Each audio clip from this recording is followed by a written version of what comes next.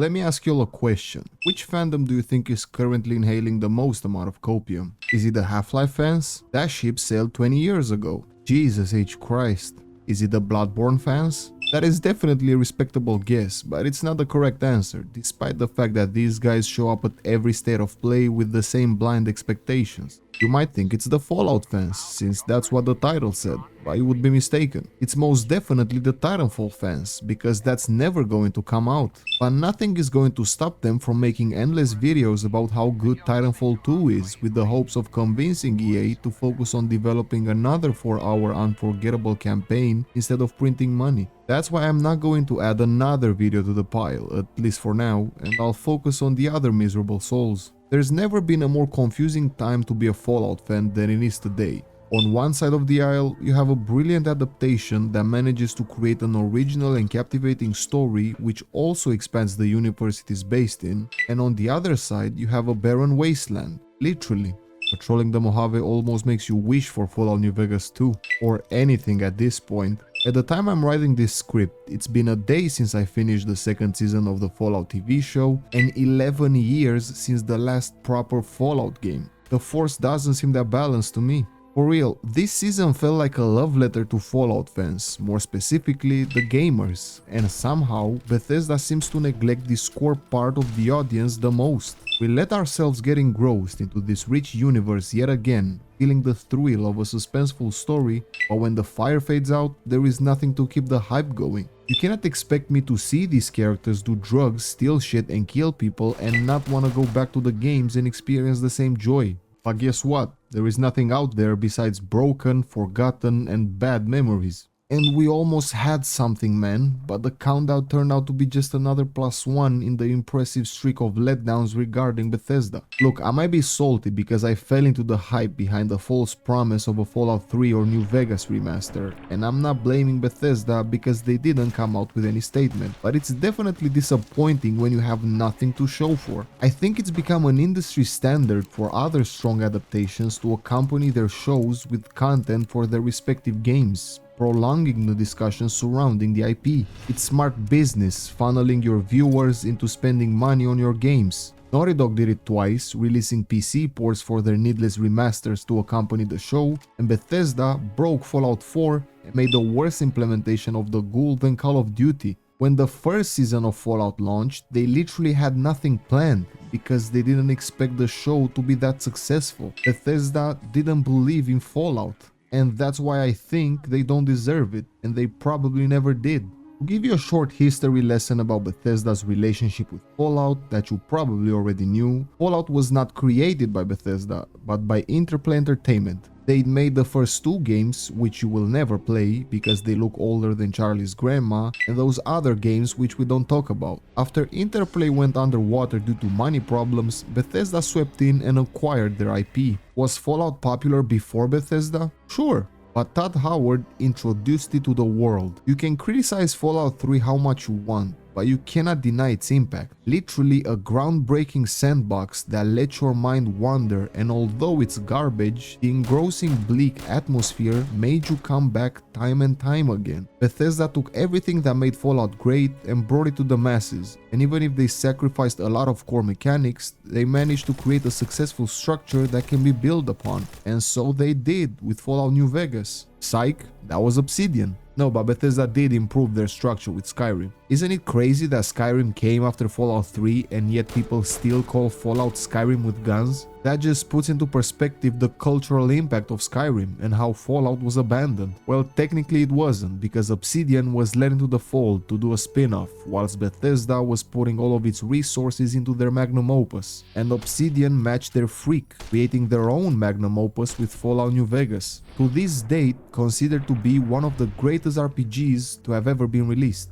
Forgot to mention that Obsidian was founded by the original developers of Fallout, so New Vegas brought back the focus on meaningful role-playing built upon a broken but modern structure. If Fallout 3 put Fallout on the map, Fallout New Vegas solidified its legacy, and because it is widely considered to be the best entry in the franchise, a conspiracy theory was born that revolved around Todd Howard being jealous on the success of New Vegas. And there is a strong case for it. Let's look at the facts. Obsidian was given the promise of a pretty bonus if they got a score of an 85 or higher on New Vegas, and so it happens that one of the best RPGs of all time landed with an 84 on Metacritic, robbing Obsidian of their bonus. Pretty shady circumstances, am I right? When Microsoft acquired both Bethesda and Obsidian, the original creators of Fallout expressed their desire to approach the franchise yet again. After all, they had already made their own Fallout game set in space, and the IP was collecting dust, but they weren't given the chance. Bethesda had already ruined the reputation of Fallout by stripping away a lot of depth with Fallout 4 and by turning the franchise into a profit-driven hellhole with 76, but they still felt like hoarding the IP, not allowing anybody to make a fool out of them yet again. It's the only possible reason that can explain this multi-billion-dollar company neglecting one of their biggest cash cows. Despite its many flaws, Fallout 4 remains a fun title that did a lot of numbers, and despite being barely a game, Fallout 76 is still bringing a lot of bank in, so the IP is profitable, but the general consensus is that both of these entries took the franchise into the wrong direction. Therefore, if it wasn't for an ego thing, making another cult classic like New Vegas that can accompany the show would be a no-brainer when talking about profit. But Bethesda can't do that. They tried twice and failed miserably, being viciously roasted by the fans in the process, and instead of swallowing their pride and listening to the criticism, they doubled down on breaking everything that made them popular in the first place and closed off everybody that could have taken away their spotlight. And that's how we got here, having finished a masterpiece of a season that perfectly captures the soul of the games and not having anything to play to prolong my excitement. And it's bad for non-gamers too, that finally want to venture into this medium after experiencing all of that peak.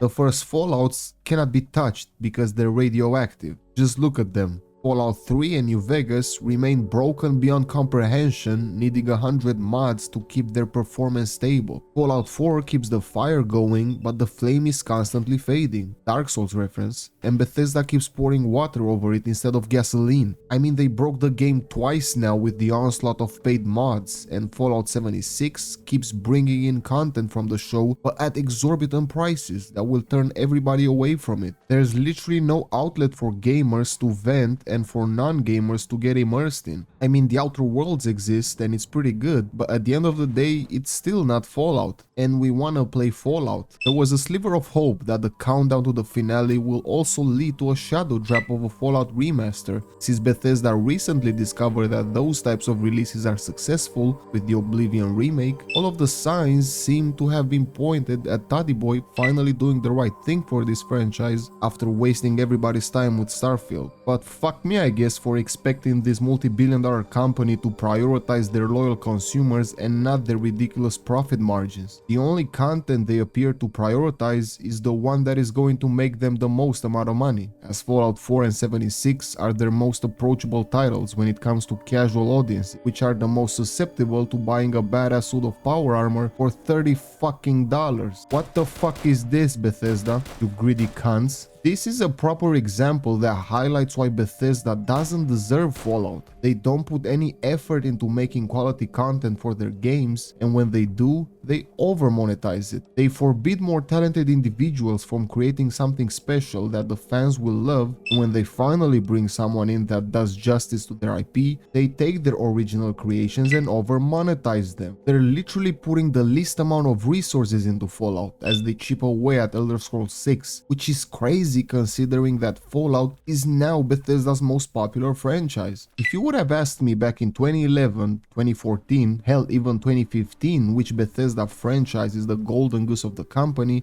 I would have said the Elder Scrolls with no hesitation. What can I say? Morrowind and Oblivion were huge hits, and Skyrim is crack cocaine. They managed to get more than 60 million people addicted to it because it was just that good and the recipe didn't need to change for people to keep coming back. Skyrim's popularity overshadowed the entire Fallout franchise and it made Bethesda complacent, but that's a story for another time. That being said, the Fallout show managed to turn this dynamic on its head, which is insane considering that there were no expectations behind it. Hell, like I already said, not even Bethesda believed in the potential of this series. I remember going into Season 1 expecting the worst thing imaginable, but I came out on the other side with a big ass smile on my face, man. That shit was amazing. The showrunners made a love letter to Fallout fans that included everything that made the game stand out in the first place. There were some pacing issues here and there, and some controversial changes to the lore spooked some people, but the core sentiment was there in the atmosphere, the music, the action and the humor, and each frame contained endless Easter eggs for dedicated people to analyze. The production design was incredible, and it made the whole show feel like premium content and not a mere B-grade cash grab. The costumes and props were straight out of the games, the sets were identical to the games, and the CGI was actually properly financed in order to make the creatures not feel out of place. I mean, they centered the story around the ghoul, so they had to lock in when it comes to visual effects, but every other abomination received the same level of attention. I think that the effort that went into refining the presentation of the show is truly commendable, as it brings the source material it adapts to life, but the success of Fallout goes beyond the visual aspects, because the story and its characters are unquestionably the best part. Adapting Fallout might seem impractical at first, because the narrative aspect is always tied to player choice and the ability to pave your own way in the wasteland, but that route is for people that are not confident enough to create something original from scratch. But even if you do write an original story set in the Fallout universe, you have to be very precise and deliberate in order to fit everything into the vast lore and not disturb the peace. Well, these two not only paid respects to the previously established lore in spite of that Blackboard stuff, but they expanded the entire context of the story. Every plotline is intertwined within the bigger picture, and the complex inner turmoil of these characters perfectly parallels the conflict between the vast number of factions. The pre-war flashbacks ground the narrative even more as we uncover the hierarchy of power amongst the global elite. The three protagonists and their character arcs are used to convey a closer perspective regarding the iconic Fallout motifs. Lucy with the Vault stuff, the Ghoul with the Wasteland, and Maximus with the Brotherhood of Steel. And many other interesting characters and factions jump into the fold at all times, as the universe is constantly evolving. The Fallout show is the furthest we've seen the timeline go, therefore nothing is constrained or tied to the events of any game. Matter of fact, they embrace this liberty and have fun with it. I'm actually shocked that Bethesda let the show be set in New Vegas, considering that they weren't that keen on a New Vegas 2, but this setting unlocked the limitless potential of the series. If Season 1 gave us a taste of how vast the Fallout universe actually is, the second season carried over everything that made New Vegas a cult classic and expanded on it, continuing its legacy. And they still left a lot in the tank, setting up future chapters of the story. Can we have more than 8 episodes next time? Because there is just too much content that needs space to breathe. There is so much thrown at the viewer, and like I said, everything is intertwined, so it might seem like a lot to digest at times, but the action flows so smoothly. The only things that are not smooth are the pacing, because some storylines are way less interesting than others, and the Ghoul, which is now practically the best character in the entire Fallout universe. God bless Walton Goggins for carrying this show on his back, bro. His portrayal of Cooper Howard not only serves as a perfect bridge between newcomers in this extensive world, but he also embodies peak fanservice, resembling the late stages of a Fallout playthrough. Fuck, I said Fallout playthrough and I made myself sad, knowing that I won't get to experience that again unless I suppress my nostalgia. But I can do that because the show constantly reminds me what I'm missing out on, as it is filled to the brim with moments that perfectly capture the beauty of playing Fallout. This show was made by a gamer for gamers, and the passion behind it is unlike anything I've ever seen. To illustrate my point, I need to list a couple of things that were put into Season 2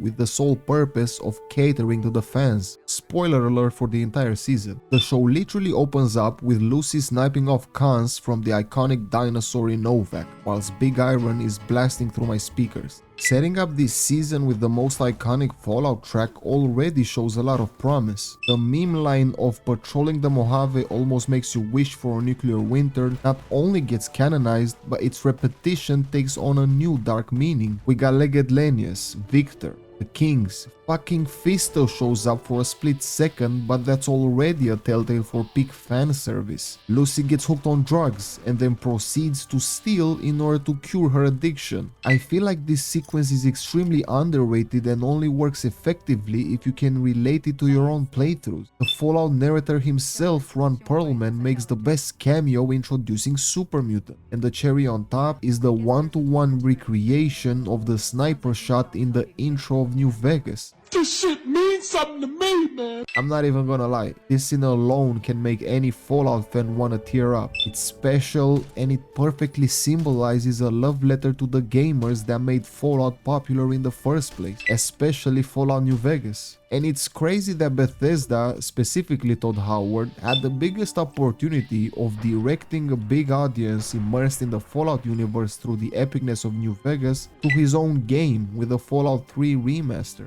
And everyone would have loved that and thanked him for it. I've not seen anyone trashing the Oblivion remaster because it was an amazing launch that brought in a lot of nostalgic fans and also introduced a new audience to this classic, of which I am part of. I loved it in spite of talking a lot of shit about many of its components. Watch my video to see my full experience with the game. Now imagine the same launch, but packaged with an amazing show that brings even more people into the fold. A Fallout remaster, 3 or New Vegas, would have done numbers, but that would have taken effort. Repackaged community creations and outrageously expensive cosmetics that prey on the hype behind the show still do numbers, but they take way less effort. Which shows you that Bethesda only cares about numbers and doesn't really give a rat's ass about Fallout. Look, I'm being dramatic. I know that one or both of these remasters are probably going to launch at some point during this year or the next. Bethesda wouldn't let that big of a bag to slide. I'm not making this video to complain about how I wish that would have come sooner so I can go back to Fallout without installing 30 mods or without my game breaking on me. I'm making this video to highlight the same problem that apparently everyone has with Bethesda lately. This company has been going down the wrong path for a long time now, has distanced itself from its fanbase, but even worse, it has distanced itself from the industry trendsetter it once was. Bethesda didn't get to be valued at $7.5 billion for no reason when it was purchased by Microsoft. They got to that level because they have previously built impressive open worlds that curated your sense of wonder and guided you towards creating your own unique adventures. Oblivion is the uncanniest power trip you will go on. Fallout 3 has the best portrayal of a desolated wasteland in any piece of media ever. Skyrim is Skyrim, and that's all Bethesda. They made this industry-defining games, and somewhere along the line they got lost in the sauce and we fucking got Fallout 76 and Starfield out of it. Bethesda has fallen down so hard that people are more worried than excited when it comes to The Elder Scrolls 6, and that's because their fan base has lost hope that their favorite game developer will listen to them, which is antithetic because Bethesda seems keen on hiring their fans and giving them major creative control.